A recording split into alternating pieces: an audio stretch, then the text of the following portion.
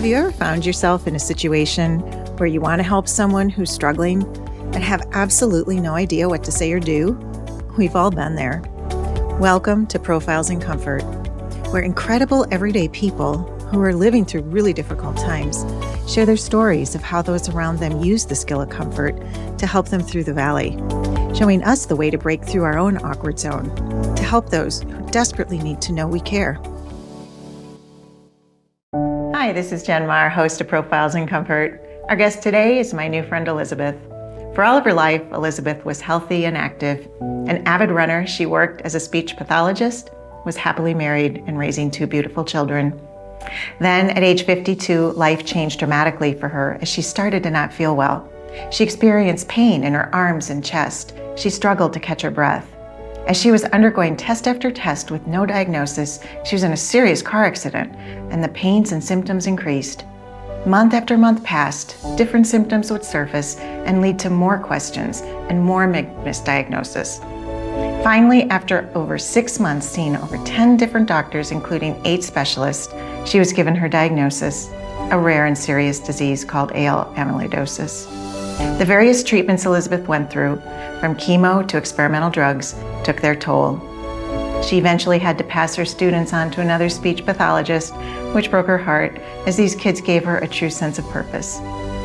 Elizabeth's story is one of courage and grace in the middle of pain and uncertainty. It's also a good reminder for us to open our eyes to those struggling with things we can't see. The signs are there around us every single day.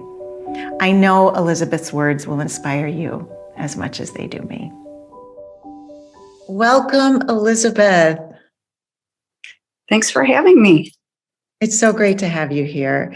And Elizabeth, what really strikes me about your story is the length of time that you suffered pretty much in silence and invisibly to a lot of people. Share with us a little bit about what those 6 months were like while you were having all of these tests done and coming to the eventual diagnosis of amyloidosis. Well, I think that was the difficult thing. I wasn't really sure what was going on. It took a long time for the doctors to figure it out. And I was going from appointment to appointment to appointment. And I was feeling more and more tired and more sick and trying to work. And in the midst of all of this, I had a bad car accident. So that kind of made things even worse. But it was just a very difficult time. Yeah, I bet you suffered some guilt about taking time off work. Is that something you dealt with? Absolutely. I think I was trying to maybe even hide it a little bit because I was feeling bad about having to leave so much and, not being able to work as efficiently as I always did. And a little bit of guilt, definitely.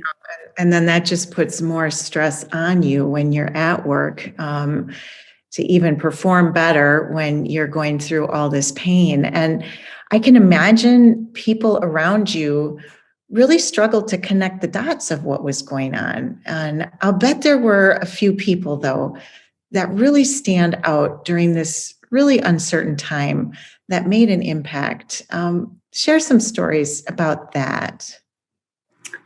Oh, definitely there were. I mean, there was one person at work who I think was able to tell that something was going on and just always was asking how I was doing, which made a big difference for me. But I think the most impactful day was during my illness when I had a 8-hour infusion that I was getting for a new medicine. And it was kind of my last hope, if you would say. I wasn't doing so well with the chemo. So they were trying something new. And I had a friend set up a prayer chain the whole 8 hours during that infusion. And I had the opportunity when I was getting the infusion to log in and see all these names of people praying for me the whole day. And it just, it brought me to tears, but it gave me such a sense of hope. And I ended up having a wonderful success with that drug. And I didn't even have a reaction to it. The nurses were amazed because they said they had never seen anyone not have any kind of reaction, or the first day anyway. So it was a very successful day, a lot of miracles that happened that day. What I love about that story is that someone took the effort. And I remember you telling me, like, when somebody signed up for a 15-minute slot, like they prayed during that slot. And so you knew during those 8 hours, there was a person thinking about you all of those minutes. Like that is so powerful. And and then you said how that gave you the strength that day because you're like, if I have all these people behind me, I can do this. And I love that story because it just took one person to take the time to grab a bunch of people. And who were those people? Were they people, did you know all of them?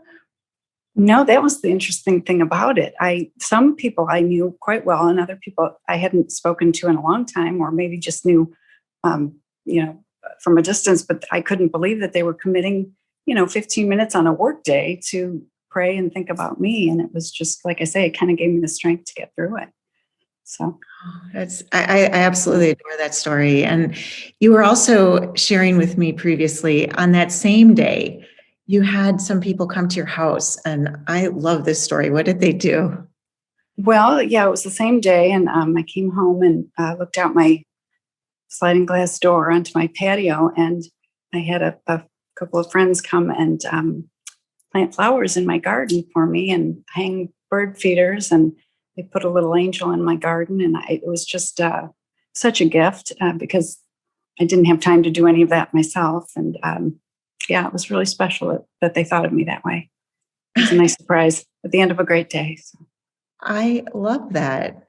And tell us, did you love watching the birds with that bird feeder as you were? Yes, then that was it was a wonderful gift because that was something I could do when had a lot of sitting around I had to do. So it was nice to be able to see the birds coming and going. And the same friend would come and be sure that the bird feeder was filled all season long. So very thoughtful. It's just Yeah. amazing. Yeah. So you had all of these people stepping up and helping you when still sometimes not everybody knew what was going on. And so talk about the workplace for a minute, because I know you're a teacher and you love your job and you loved your students. And I can imagine that during this time, when people weren't connecting the dots, that's tough. That's tough. And so in your learning moment today, if you could go back and say, wow, I really learned this, and I would love for people just as a learning moment to know what it was like in my shoes and some things that made it even a little more difficult. Share some of those stories. Well, it's difficult, I think, because a lot of struggles are invisible. And I think what I had was certainly not noticeable up front because I didn't look sick, or apparently people didn't think I was. So some of the signs were a little bit more subtle, but I think just a change in behavior. I know I was certainly not nearly as, didn't have nearly as much energy, and I wasn't as talkative, and I kind of was isolating myself. I didn't go join the others for lunchtime, for example. And I had to walk up and down a flight of stairs, and I would try and avoid doing that if I could because I was feeling pretty sick at the time. And a big sign was that I had to keep leaving for doctor's appointments and just would come in late and obviously much more tired than I had been. So those kinds of things. And I think sometimes the work environment is so hard because everybody has their jobs to do. Mm-hmm. And when you are changing your behaviors I would take it, you're probably someone that didn't miss a lot of work before, right? No, no. And so, I mean, just a public service announcement for people out there in the workforce, when you notice someone not showing up for work as frequently, it's a sign. And, so Elizabeth, here you are showing up at work, struggling more. And then there was this pressure that you were not pulling your weight, I would imagine, right? Was there a little bit of that? Were there times that maybe you didn't get your caseload done or your lessons done and somebody had to pick up the slack? And talk about like how that experience went. I think there was a lot of pressure, and I understand we all get in our own worlds, and especially at the workplace where there's a lot of expectations on each one of us to do our job, and otherwise it's a burden on the next person where it has to carry that weight. But I think there was a lot of just expectations of if you weren't at this meeting, when are you going to make this up, or you have to be sure you get this done by this time, instead of realizing that how much I was struggling and that I really wasn't sleeping hardly at all that week. And yeah, there are a lot of expectations that I think were put on me at that time, but understandably so. I also, again, was not as forthcoming verbally as I should have been with my illness. So Yeah, it's just, I think, such a great lesson, because I know that you love your work colleagues and you love your job. And once they found out everything that was going on, they were incredible. And it really is just a learning for us to open our eyes to these signs and behaviors. And I know you're going to share later with us how you kind of have changed your outlook on that as well. But tell us about, once people at work found out after 6 months of not knowing that you were diagnosed with amyloidosis, tell us some of the things at work that people did that really just brightened your day.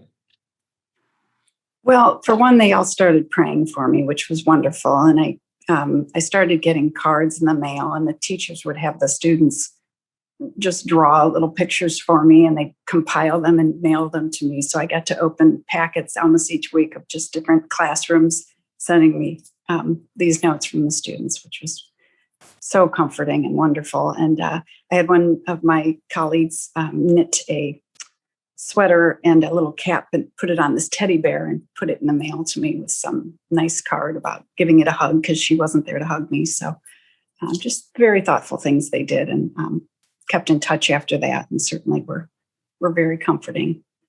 Oh, that's wonderful. And, with that, those were great examples, but there are those examples that just like shout at you that they're so awesome, which we call our comfort shout out. And I think we're giving you an honorable mention shout out, because I know you have your main shout out, but this honorable mention has to be one of the cutest stories ever. So please tell us your honorable mention comfort shout out. My honorable mention would have to go to my little friend named Matthew. My friend's son was having, I guess, some difficulty sleeping at night, and she had given him the gift of this little Jesus doll. And it gave him great comfort and helped him so that he could get some good nights of sleep. And one day she came over and she set this beautiful box on my kitchen counter and said, "This is for Matthew." And I opened it up, and it was this Jesus doll. And I think the note in it said something like, I hope this gives you as much comfort as it gave to him. And so I carried that little Jesus doll around with me then wherever I went, and it came with me to my chemo treatments, and still is with me now. So very thoughtful. How old is Matthew? I mean, that is just so adorable. I think at the time he was in maybe third grade. I mean, what a great reminder that Mhm. our whole family's involved sometimes just has such a lasting ripple effect all around, right? Mm-hmm. So tell us who your comfort shout out is. My comfort shout out would have to be my husband. We've been married for 26 years, and I just couldn't believe that he had it in him to do what he had to do. To get through all that. I mean, he really stepped up, and he was doing everything at one point. I mean, cleaning to cooking to working out of doctor's offices to just, canceling travel trips so that he could stay home with me or go to this appointment or that appointment. And just, I could go on. He's definitely my shout out. Oh, that's so, so beautiful. And Yeah. I mean, your lives changed on a dime, right? Like your routine had to have gone from one routine to something entirely different. And he just didn't miss a beat and went right along with that, right? Is that what I'm hearing you say? Yep. He was fully committed. He said, I'm in this with you. So that's kind of all I needed to hear. So, and he still is. He still is now. So. Oh, well, thank you to your husband for being such a great comforter. And I know you mentioned your mom too, right? Don't want to leave mom out, because you had mentioned what a great support she was.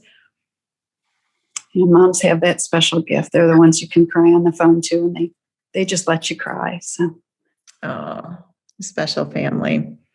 As we kind of look back on this time in your life, Elizabeth, I know that This has been so challenging, and you are handling this with such beauty and grace. You've inspired me greatly with your story and your perseverance and your love and your faith and everything pulling you through this. And I know that you have a lot of time to reflect when you go through a time like this. And, what has changed about you over these years? Well, a lot for the good, I think, too. I just, my faith played a big part in all this, and it certainly it was important to me, but now it's become even more important to me, I think, realizing that got me through a lot of this and a lot of the prayers of so many people around me. But I think, too, it's just changed the way I look at empathy and caring for other people, and realizing that in the past, I think I was always good at sending a card or offering to pray or even making a meal, but I wasn't so good at the face-to-face. I think I was nervous of maybe what I would say, or didn't want to put my foot in my mouth. But now I realize that you don't always have to have the right words. You just need to be present and let the person know that. And it's okay to say, I don't know what to say. So, those kinds of things I think I'm more aware of, and I appreciate that. It's a hard lesson to have to learn that way, but that's kind of the way it's changed me, for sure. That's beautiful. And when you look back on how people have cared for you and this newfound respect for breaking through how difficult it is sometimes just to be present with people, like, what have you taken away for the need for caring and comforting each other in our lives today? Oh my goodness, I think it's one of the most important things. I think we just get so caught up in our own world and our own ambitions and our own minds, and we forget that we're here for each other. And I think anyone who's had a serious illness or who's ever thought maybe this was it for them is, that's all that goes through your mind, is the people around you. And that's really what matters, is just being there for one another. And sometimes just I think time and attention are the biggest gifts you can give to people, and the gift of prayer. But again, that's time, taking your time to do something like that for other people. So, a huge need in our world today. Oh, and Elizabeth, you embody it so beautifully. So, Elizabeth, one of the things when we were talking the last time, and one of the things about your story that just completely impacted me so deeply, was the length of time it took for you to get diagnosed and the amount of doctor's appointments you've had. And I know that going to doctor's offices can be fearful. It can just take so much time, be so frustrating. And tell us about your journey with all of these doctor's appointments and how you were cared for actually within the medical community for these 6 months. Well, I had some wonderful caring nurses, but I have to say the doctors, there were quite a number of them that were very rushed. And it wasn't a very comforting experience to go to some of these appointments. I remember being very scared at the time because I knew something serious was going on. And I had hoped that they would take the time to recognize, I guess, my fear, and to understand how important it was that they communicate with other doctors to help try and figure this out, instead of just continuing to refer me to another doctor. I did have one doctor, when I asked him about my prognosis, tell me that I must be a very good person because these things don't happen to the bad people. And I thought that wasn't a very comforting thing to say. So sometimes I think doctors mean well, but they don't always have the right words to say. It goes back to you saying, even if they just had a few minutes to listen and to acknowledge and validate how frightening this is for you, right? Exactly.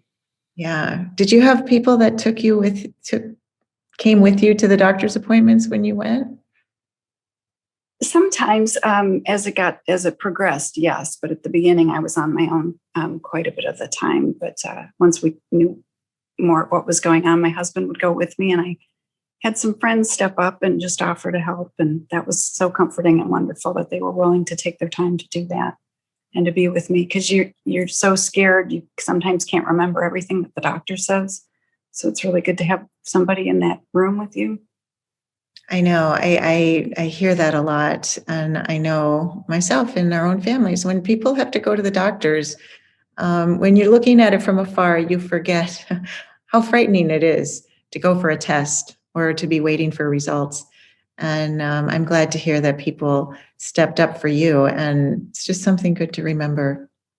Wow, Elizabeth, you've been on such a journey already, and it's not over. You're still fighting this. You're still fighting this amyloidosis, and there's still a lot of doctor's appointments ahead. There's still a lot of tests that have to be done. And what kind of support gives you the most comfort as you are going to these tests, working with these doctors, going to work, seeing your friends? What can we do? Well, I think it's always good to remember that even though somebody's in remission, that what seems like a routine test is still a really big deal. And that person is still has that struggle or that thought in their mind that this could be determining if their disease is starting back up again. So even the routine tests are important to give support to those people going through that. And it's always nice to have somebody coming along with you or just checking in to be sure that that lab work or that test went well, or checking in on you. That's so true. There's such another great takeaway from today is, go along with a friend to the doctor, even if it's just a test or an appointment. It's such a great time just to be together and support someone you love. Yeah.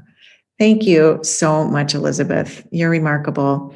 We appreciate all you're doing and the beautiful person you are. Thank you. Thank you, Jen. What I love about Elizabeth and her story is how she has endured through all with beauty, courage, and wisdom. She has come away knowing how critical it is to care for those around her and to let them comfort her. Elizabeth, we are here fighting with you every day as you walk this path. Thank you for sharing today. You're extraordinary. If you'd like to learn more about the skill of comfort, please visit us at inspiringcomfort.com or email me, jen@inspiringcomfort.com. I would love to hear from you. Thank you for tuning in to profile number 4. We'll hope to see you the next time. Until then, comfort on, my friends. Bye-bye.